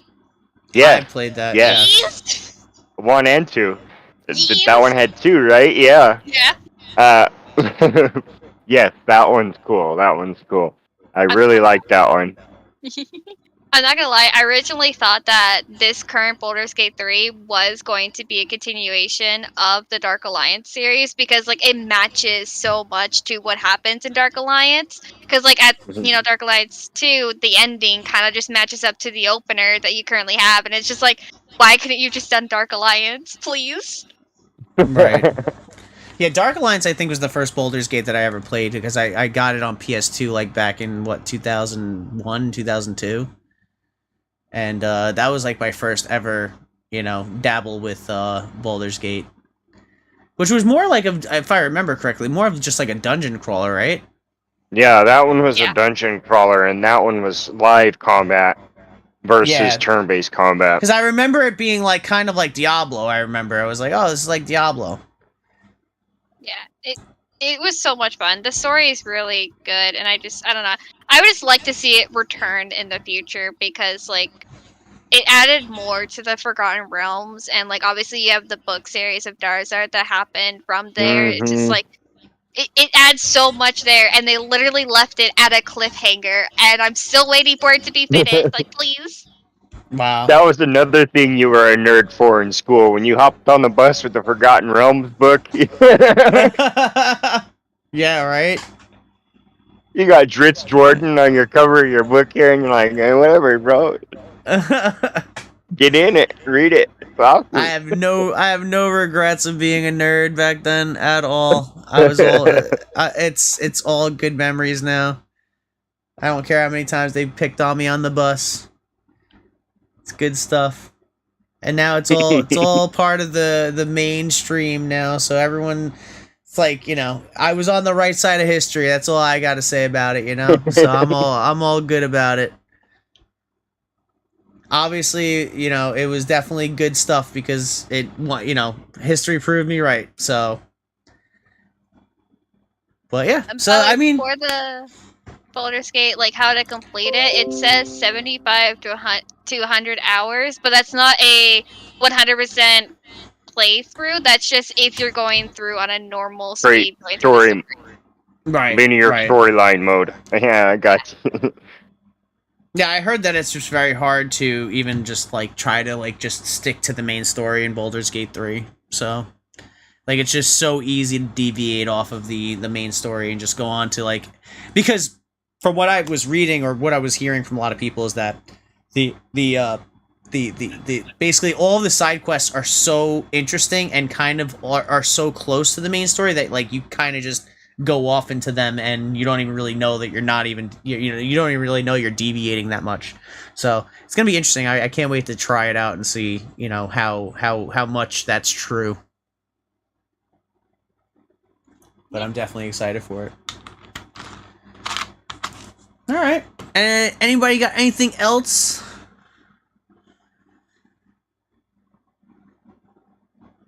Any other topics? Anything else interesting? I mean, I have some, like, kind of controversial that I was, like, kind of thinking, like, what other people's thoughts were. Because I was sitting here, like, it's a streamer question. Here. Let's go. So it's about streamers, and it goes into different factors, obviously, but it was something I was looking at where I was seeing streamers who are trying to become affiliates on Twitch, and they had 425 followers, but yet couldn't get the 3 average viewers, and I was kind of just sitting here like, how is that possible? People usually. Yeah. Usually they follow people. Usually, and like some of these people are trying too, and it's just like, how does that happen? I've seen a lot of that, and I'm just, I guess I have kind of a hot take on that. Is that a lot of these people are kind of like, I don't know, I wouldn't say like a personality disorder, but they're very pushy and they get like super offended if you're not like, maybe it's parasocialism. I don't know. Like they get very like. They want you to follow them, and then once you follow them, then they're like, they kind of stalk you, like, oh, you got to watch my stream, and then they get mad if you miss one of their streams, and then that just turns off a lot of people from like ever wanting to tune into your streams at all. And I think that happens to quite a few of these people because I've seen people with like even like close to 5, like more followers than me, and I never really have a problem getting more than 3 average viewers, like ever. But I feel like the people that I've anecdotally experienced with, had interactions with like that, they get very, very like offended if you're not like just like watching every one of the and some of these people, they stream. Another part of the problem too is that they stream for a long time. So what they do is so in order to become an affiliate, you not only need the followers, the 75 followers or whatever, the 50 followers, forget what it is, but and the 3 average viewers, but that has to be within a certain amount of time. But if you're streaming 12, 13, 14 hours a stream, you're going to kill that ratio. You're going to obliterate. You only had 5 viewers the first 2 hours. Right. And then you're streaming for 13 hours with 2 viewers. Or 0. Because that will just kill it even more. So you start your stream at like 9 o'clock at night. You have 5 viewers for the first 2 hours, and then you drop to 3 after the 3rd hour, and then you drop to 0 after the 4th hour. It's now 1 o'clock in the morning. You have no viewership, but you're still streaming. They just don't understand the math behind it, and they just continue streaming for hours and hours and hours. We had one of these. He actually passed away, but we actually had a streamer like that, and we helped him get to affiliate. He was streaming for I think almost 2 years. Not able to get affiliate, but he was streaming. His main issue is that he was just streaming for 12 to 13 hours a stream, and he was streaming to 0 viewers all the time because he would only get his viewers for the first couple hours. And we said, listen, we know you love to play this game, and that's great, but just stream for like an hour to 2 hours tops, and get your viewerships in there, and then end your stream. And every time you start another stream, make sure you get viewers. And we were able to get him to Twitch affiliate in like 2 weeks. He had to drastically reduce the amount of hours he was streaming to nobody in order to fix that ratio. And that's what happens to a lot of these streamers. Like the followers isn't the problem. And that's why these whole follow things are really stupid. True. And you gotta really create your own brand. Like, yep. Bottom line, you're a content creator. You're a creator. See, and the problem with Twitch is you can walk up to somebody on the street and be like, "Oh, I stream on Twitch. Oh, what do you game?" Like, you know what I mean? What do you play? And that's the problem, because Twitch does nothing for your discoverability. If your tags are set, and I sit here and I look up RPG, boom, and you have RPG tag, you're in the list. I just searched, Right. and then that list is split up by viewers. The 500 viewers will be the first page. Boom. You with the one viewer, you're going to be on the 12th page. Yep. And that's all Twitch does for you. You got to get out there on TikTok. You got to get out there on Twitch, on Twitter. Yep. You got to make all the these other shorts. platforms.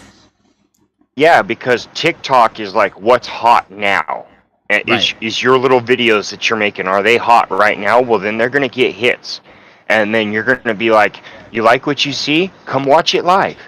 Yep. And YouTube is like You gotta more convert about those, the interest. You got to convert those views into Twitch views, essentially. You got to convert those TikTok views or those Twitter impressions. Yeah, you like to... what you see? Come watch it live. You could be watching this live. You know that? Oh, yeah. You like Yeah, this little 30 seconds? The conversion of viewers and impressions is so important too, and that's why it's important to have, like, not to fall fall victim to a lot of the follow things that are out there. Yeah. A lot of people, like, you can, I tell people all the time, it doesn't matter how many followers you have, because if you have empty follows, it literally is worthless. You need to actually build a rapport with people, build relationships, and network with people. You're building a community. You're creating exactly. content, and like YouTube's the interests. So like, let's say you're playing League of Legends and you only play Fizz, right? Your YouTube's gonna show everybody who likes to watch Fizz or everybody who likes to watch League of Legends. Your videos are gonna be splashed in there. And you gotta constantly draw back. Hey, you like what you see? Come watch it live. Come watch it live. Yep, I agree. I agree completely.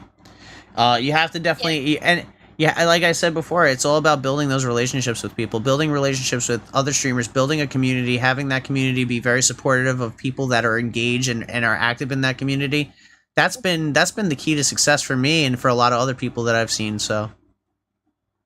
Yeah, and one thing that I found interesting that was going on with a lot of these people was not just like they were streaming for long hours or anything. That was some of them, but others, they were just kind of like expecting people to come into chat and having the chat carry them in. And I just, for me, it's like very interesting because like I just remember back, way back, like old Twitch before some of the new stuff came in, that it was really easy to hit affiliate, but it was hard to hit partner.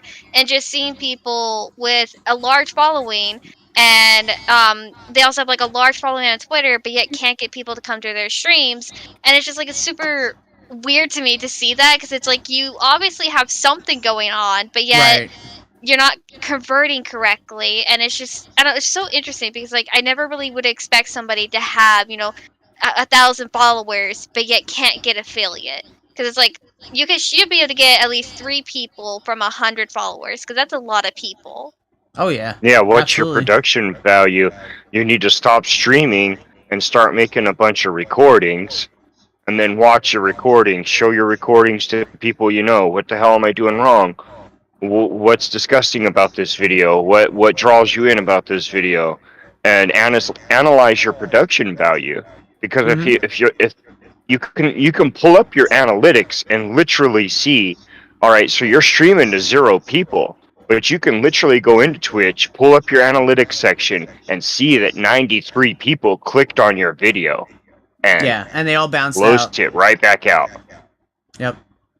Yeah, and you can actually, there's I forgot what the tool was called. I have to go find it, because I was watching TikTok that had this tool where you can import your VODs, and it will tell you when somebody clicked on your stream and when somebody left it, so you can actually like see in highlights of like where people were leaving and entering. And like there's so many free resources, and I just get confused because I have people that like ask me like, how do you become a Twitch affiliate? I'm like, well, what's your content strategy? And then they'll be like, I have none. And I'm like, have you done research yet? And they're like, no. Yeah. Well, a lot of people get into streaming thinking it's just going to be like some kind of golden ticket too, and it's just, that's just not how the game works. You have to have people. You have to draw in people. You have to have some kind of shtick. You have to have some kind of gimmick. You have to have some kind of you have to have something to draw people in. You have to be able to both play your game and engage with your audience. You have to have things to keep your audience engaged with you, whether it be channel point rewards, whether it be a whole bunch of, a plethora of different things. Sound alerts were a huge portion of getting people to interact with me. I have specific, TTS has also been a huge thing that people love to use. I have a channel point reward with the speaker.bot that I think Roden was actually got me working with. And people can just use, and it's not even a lot. It's not. I think I only have it like as 50 channel points. Awesome.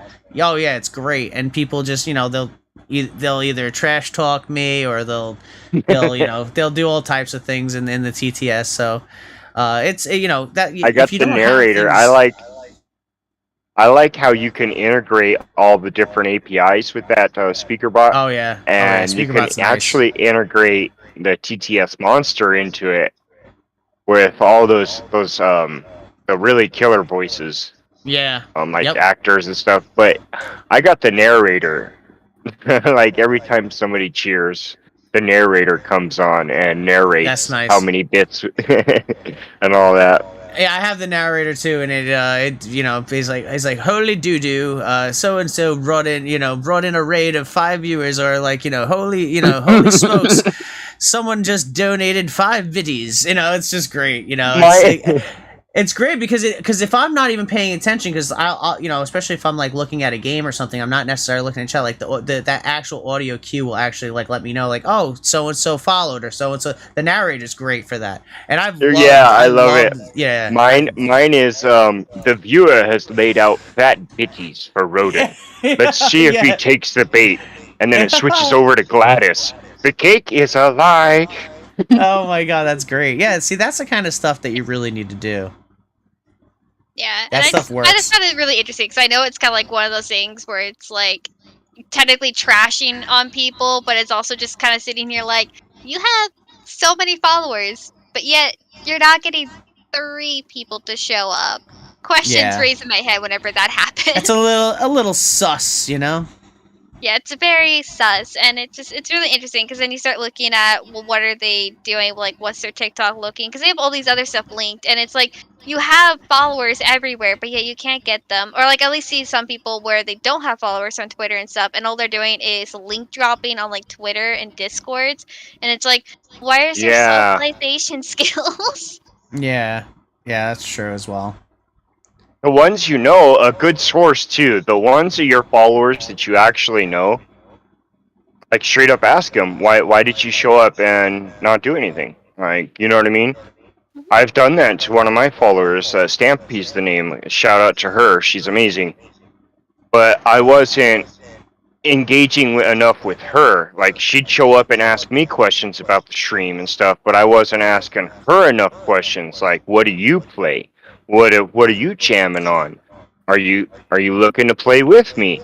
Yeah, that's true. Yeah, I mean there's a million different things, and then as your audience grows too, you have to be careful because if you show one person in chat too much attention, and then all of a sudden in your next stream you got 15 viewers and that person's there, they might get a little parasocial. So you got to be careful that you're not you're not playing too much to one side, but. It's, I've had that issue as well. I've had people I'm unfollowing you. You ignored me. It's well, I had 15 other people in chat. I literally cannot interact with every single person. And I could imagine having hundreds of people, So you got to, generally you got to scale. Don't actually follow. They don't actually interact that much. They pick out a highlighted comment and that's it. Yeah, you got to be careful, and you got to be able to parse things, and you got to be able to really kind of be analytical and be careful with and you got to be able to scale. If you are going to grow and you're growing at a steady clip, you got to be able to scale with that, so that way you're not if people are super invested in your stream and they're there all the time, make them a mod possibly. Give them something, give them a job to do, so that way they're also interacting with the chat on top of you interacting with chat. Stuff like that. I've done that with a couple of my hardcore viewers. I gave them the mod role, and they're in there and they feel like they have a job to do, so they stick around and they try to make sure that we don't get bot rated, and there's not sometimes you get those fake follow for follow bots in there and stuff like that. It's always good to get those out of there. So, you gotta pick your battles wisely, and you gotta try to strategize a lot. But, yeah, I think that a lot of people that have that issue where they have too many followers and not enough viewers, there's definitely something sus going on there. Yeah, because I know at least for some following, for me, I have 600 followers right now. But I was streaming for 6 years, but then I took a lot of breaks, so obviously I don't have my normal average viewership. But lately, as I've now been more streaming consistently, the average viewership has been constantly going up almost every single stream. My late night ones, obviously not that big of a hit, because who's gonna be awake at 11 to 1 a.m. at night? Yeah, the late night ones are hard. Yeah, but it's how it's going. But I was just so happy. I have a lot of people, and then I have people coming back that I haven't even talked to in about 3 years. That They're are now probably showing oh my gosh, back Bunny's up. online. Yeah, gotta So catch it's the stream. Holy cow! Yeah, so it's kind of one of those things where people will come back eventually sometimes, but it's not always going to happen. So when I see nothing happening with the channel, it raises a concern. And I had another point or question that was kind of I found interesting. So I was in another streamer's chat, and a GFX artist came in and started doing sales pitches, and I was wondering, when did that become a thing? Instaban. Because I don't remember those happening before, and now they are the GFX so bots aggressive. are crazy. They're I crazy. play with it, dude. They'll come in, they do it all nonchalant too. They'll hit you with the follow because you got the follow band. I love when they trash talk follow. you too. Hey, what's up? How's it going? Oh, hey, what's up, so and so and so and so? Your Are you overlay sucks. Do you I can stream do it better. regularly? Yeah, your overlay sucks. Let's do it better. Oh, so you like band hammers? Let me find it for you. Do. There you go. Hope you enjoyed your stay. Where was I? On pause. Yeah, it's crazy. I love when they come in and they just completely shit on everything you have. Oh yeah, your logo is horrible. You should really get it redesigned. And I could do that for, such and such. I'm like, so you're gonna come into my stream, insult me, because first of all, I did a lot of my own graphics myself, and then you're gonna expect me to buy it from you? Get the heck out of here. These people, they're crazy. They're crazy. I never really had that happen in an actual stream before. It's usually, been Twitter and stuff, and then all of a sudden this is happening in streams now, and I'm like, what happened here? Oh my gosh, since Twitter won't let people DM you if they're not following you, unless you have Twitter Blue, it killed a lot of the it killed a lot of the direct, if your DMs were open, it killed a lot of the unsolicited DMs. But now I'm seeing all the GFX artists going into replies now and be like, "Can I DM you? Can I DM you?" And it's crazy because now a Twitter thread will get ratioed like crazy because all these GFX bots are going in there and asking if they can DM people. And it's they got all kinds of desperate because they're these people with the bots, they're not gonna pay for Twitter Blue, so they're just gonna go in there and spam and ratio all these Twitter posts and Twitter threads now. It's that sucks. Yeah, I actually, I got a lot of message requests, and I stopped replying to them, I don't even accept or anything, and they'll be like, "Hello, are you there? Hello, I'll give you a free email if you recommend somebody to me. Hello, and I'm just I don't want to talk to you, so I'm not accepting." Yep, it's so bad too, and it's such a crazy scam, and it sucks too because there are good artists out there, and I made it a personal thing of mine to actually find really good artists and support them, real legit artists that are very, very talented, not these freaking bots that steal clip art and generic art from other places and try to pass it off as their own. I've seen people get scammed to the point where I'm they're like, "Oh, look what they did for me." I'm and I did a reverse Google image search. I'm yeah, they just took this from this clip art website. And then they changed the color palette, and they said that they designed this for you. This is horrible. And I'm I would you $200. Yeah, I even said if you can go through PayPal and dispute the charge, I would, because you got scammed, and I feel horrible, but it's bad. Like they are literally scamming people, and they're so aggressive, and it's just some people kind of get bullied into it. Other people are just don't know any better. Especially a lot of, and that's like even like in the Discord that we have, like we just kind of, and I saw that that post earlier today. It's like, is this all just like graphics artists? I'm like, well, if you're getting DM'd, read the damn rules and report it. There's like, we literally have mechanisms for you to report like graphic artist spots from, it's against the rules to straight up cold DM people and solicit things. So if you're seeing this, like, why would you just like post that in the general and not just like open up a ticket or let the mods know that it's happening? Like, it's weird. Like, let people know that this is happening so we can like put a stop to it. Don't just like, put it out to be like, oh, it's all graphic. Like, well, did you report it? Did you open up a ticket? Did you try to contact the mod? Did you do any of the mechanisms that we have in place to prevent that from happening? No, you're just gonna say like, oh, it's all graphic artist spots, which we've had before, people, cold messaging, but like they usually get reported and then those people usually get banned. So I don't know. Just it's a never-ending battle with these graphics artist spots. These GFX spots are just, it's going to be a scourge that's going to be around for a while. I don't feel like, and now that Twitter's making it more difficult for them, I feel like Discord's going to be an issue. Mm-hmm.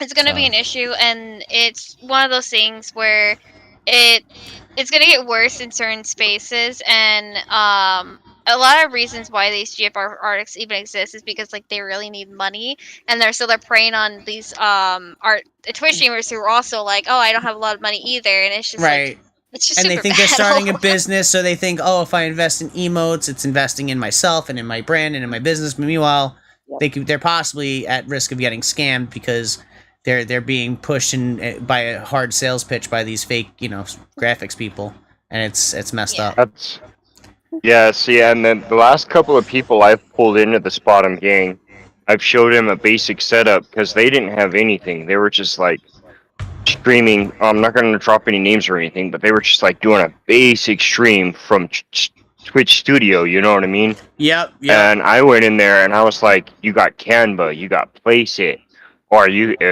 if you don't want to, if you're not comfortable making stuff, you can go to Own. You got a lot of Nerd resources. or Die, Visuals by Impulse. Yep, Visuals by Impulse. And then that's another one. And then I even when I'm shouting out the gang on my stream, I tell them like, we got legit graphics designers. We try to do the work for you. We filter through all the bots. We got some legitimate ones in there. And not only that, we have the streamer workshop too, which we try to help people build just better stream quality. Not even just graphics wise, like just building a better stream quality, like integrating different plugins. Value. Yeah, the production value, exactly. Like adding good plugins. Like, oh, I found a version of Stream Effects, the version for OBS 27 that I was looking for. I was able to find it. Did you? And nice. And I actually have the file, so if anyone needs it now, I can help people out on the server and get them that file. Stuff like that. That's the kind of stuff, that we try to do. I love that workshop. I love that workshop. Yeah, that workshop has when so many good resources. Yeah. Yeah, when you made it, like I said, like everybody's going to show up to the job. You're building a house, right? Everybody's going to show up to the job with a hammer. Yep. Like, you're giving how people well the are you tools. going to use that hammer? Yep, you give them the tools and they can do what they want with it. They can go as far as they want in building a crazy stream. Like I couldn't even believe, like when I first saw you and you had the whole barrel roll thing. I'm like, I need to do that. That knowledge we need to have a knowledge base where other streamers can say, oh, that's a cool thing. I want to be able to do that too. And we show them like, hey, if you want to do it, this is how you do it. Here you go. Were you able to get your ads up and running? I didn't do that yet. No, I've been working on all the org stuff and all the podcast stuff. I just haven't had time, but I will. I will eventually. That's another thing I saw on your stream. I'm like, I gotta get her done. So. And I will say, like, what's funny about that is, I know some of you may know the person I'm talking about, was when I got DM'd by a person who was just starting out streaming and had done no research, no nothing, but then was just like, but I'm so good at this video game. Oh, Why are yes, people I know what you're watching talking me? And it's like, you haven't done anything. And Like, they dude, didn't I'm the even look best. at- I'm the absolute best at the game. I could totally. I'm like the top pro number 20 player. Like, oh my god, dude. Like and then just the fact that like he hadn't done anything. He didn't even look at content workshop or anything. So it's kind of like one of those things where like you have all this information and there's so much available. Like Google's free, and Yep. not even going to use it at all, and then just go live with nothing. I mean, I guess theoretically that could work for somebody, but it's like also like winning the lottery, you know. So it's you can try to It go works. into blind. It does work for some people, though, dude. It's crazy. I watched this little Filipino dude. He plays Brawlhalla 24/7. Nothing Oh, but God. Brawlhalla. He has Brawlhalla. nothing on the screen. Nothing on the screen And he's got a whatsoever shitload of except viewers, for right? Brawlhalla. 30 people in his chat, and he never misses a message. He'll sit That's there, crazy. he'll jump way up on the top platform. Boop, boop, boop. Yo, what's up, dude? Go back to kicking butt. That's yeah. I mean, some people can. Like I said, it is possible. It's just it's like the outlier. It's what am I trying to look? What's the saying? It's not the norm, but it's definitely happens once in a while. So it's just, you know, you can't rely on it. You can't rely on you know, lightning to hit twice. You know, you can't expect that to happen if you're going into. You can't go into a Discord and be like, yo, I'm just like the best player and everyone's just gonna watch me. It's like, okay, you can try that strategy, sure, but don't get bummed out when it doesn't work out. That's all. You're taking that risk. If that's the way you want to approach it, that's fine. Go ahead, do what you're gonna do. You do you, but you know, don't. And a lot of I think that guy in particular, I think he's just like, he's not even like doing it anymore. I don't think he streams or anything after that. Like, he just went into it like super hard, and then like he just burnt out as fast as he came in blazing hot. So yeah. It is what it is. Can't, you know. It's just a little bit of knowledge would have gone a long way, and that's Oh, where yeah, I also totally. feel like with a lot of people who have like tons of followers need to do some research or at least have some understanding, because like content creators have a lot of skills that you have to start learning, and it's like very important that you start getting that knowledge as soon as possible. And it's I've been doing this for over a year now, about a year and a half, and I still am learning new shit every day. So Yeah. I'm like, yo, this is not something you can learn in a month, in a year. It probably takes multiple years to even get a good grasp about everything, because I'm still learning new stuff every day, in every facet of content creation and streaming, and new possibilities that you can do. So yeah, I think that you're completely right. You just gotta just do a little bit of research. Just do a little bit, and it's gonna go a long way. And then you'll start digging yourself a nice rabbit hole, and you'll start getting some good payback from it. So Yeah. And I'm not trying to name drop anybody, but I just found a person who I guess I've been following. They have 1.1 thousand followers, and they've been live for about an hour and 11 minutes, and they only have one viewer. yeah, that's crazy too. I've also seen a lot of streamers. Go ahead, I'll let you go first. I was gonna say an underutilized tool too is your notification message. Like, Sweet Bunny, you said you just came back. Like, Yeah. have you messed with your notification message, or does it just say Sweet Bunny is live? Like, I'm back, suckers. Guess who's back? Oh yes, the notification. Yeah, the Like, you going know? live notification message. Yeah. Yeah, I actually need to update mine, because right now mine says like come get your chocolate milk, and it has been that way for like 6 years. It hasn't God. changed. I need to update everything. Yeah, I haven't updated mine in a minute either, but And that's a norm for Twitch too. That's pretty normal for Twitch, is for people to not touch that notification. set it and forget it, essentially. Yeah. Yeah. I mean, I'm still updating everything. Like, I need to update my alerts as well, because they're very old, they're very outdated, and they're actually broken right now, and there is no fix. And I'm pretty sure it's because they're all outdated, and all of the audio files are outdated, so, like, none of them are 100% functioning. Like, they work, just not at the capacity that you would expect them to. So I'm pretty sure I just need to get it updated, and that's the problem. Yeah. Yeah, I also have to like I have so many files now that I've like procured and created, and I have to now have like a NAS drive that has all this stuff, all my video files, like even just like recording in OBS, recording a stream that's going to be like a 30 gigabyte file. Now I have to like have a 20 terabyte NAS drive that actually I can store all the original source files on, and that's got to be in like a dual RAID setup, so that way the drives are copying themselves. And because storage is expensive if you're trying to buy cloud storage, forget it. So Yeah. buy a couple of drives and a Synology NAS for a couple of $100, and you got 20 terabytes that could last you for like 10 years. So, but Great. it's all good stuff. All right, we hit 2 hours, guys. I think we can wrap up. So I think we another successful cast right there. Very, very good stuff. Yeah. We covered a lot of ground today, and I appreciate everybody. So hell yeah! Thank you, Roden, for coming on the panel. Bunny, as always, Eclipse. Heck yeah, I've been wanting to come.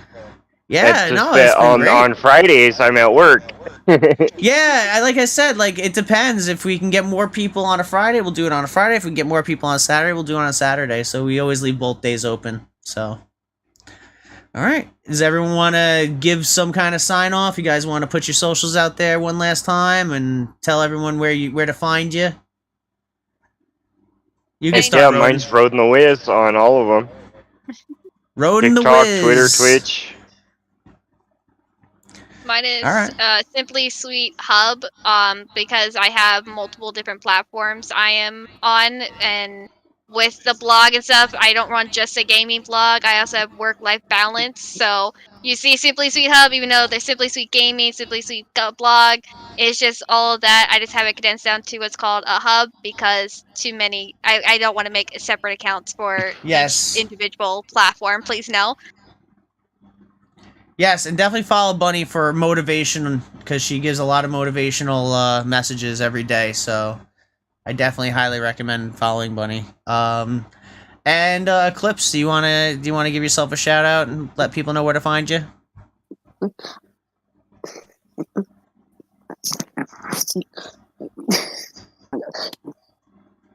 Sorry, I'm having a long freaking trouble talking today.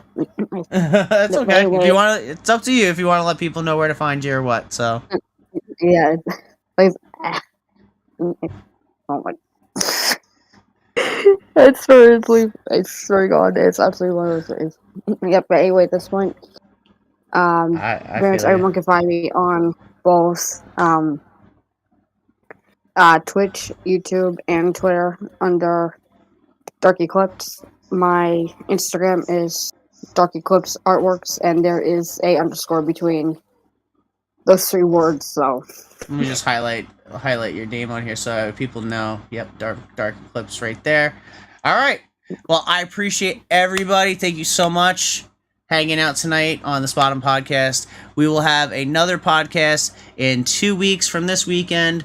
We will have probably some returning panel members, maybe some new people. So yeah, thank you guys. Thank you so much for hanging out. Thank you guys so much for the conversations. And we'll catch you guys on the flip side. All right. Good night, everybody. Night. Good night. Take care. Hey.